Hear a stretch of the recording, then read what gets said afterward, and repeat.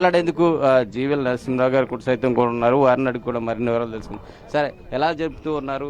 ప్రతి ఒక్కరికి కూడా అంటే ప్రతి ఏటా కూడా నగరవాసులకు ఒక పల్లె వాతావరణాన్ని కల్పించే విధంగా ఈ సంబరాలను ఏర్పాటు చేస్తారు. తొలి రోజు సైతం కూడా ఈ భోగి ఉత్సవాలను ఏర్పాటు చేశారు. ఎట్లా అనిపిస్తుంది?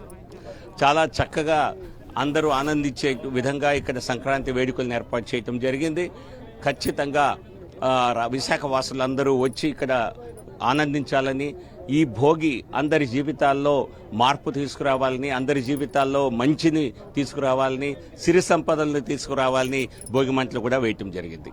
ఎట్లా అనిపిస్తుంది సార్? అంటే ఈ పండుగ వాతావరణం అంతా కూడా నగరవాసులు సైతం కూడా మిమ్మల్ని ఎక్కువగా అభినందిస్తూ ఉన్నారు. అందరికీ పల్లె వాతావరణాన్ని ఇక్కడ తీసుకురావటం మాకు కూడా ఆనందంగా ఉంది. అందరూ వచ్చి ఆశీర్వదించాలని కోరుతున్నాం. సరే, ఎట్లా అనిపిస్తుంది విశాఖలో ఈ భోగి?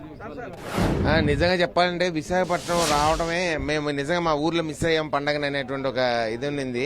కానీ ఇక్కడికి వచ్చి చూసిన తర్వాత అది కళారంగం కానీ, వ్యాపార రంగం కానీ, రాజకీయ రంగం కానీ, శాఖ ఏదైనా విశాఖలో ఈరోజు అద్భుతంగా జరుగుతున్నటువంటి ఈ భోగి కార్యక్రమం చాలా అద్భుతంగా ఉంది.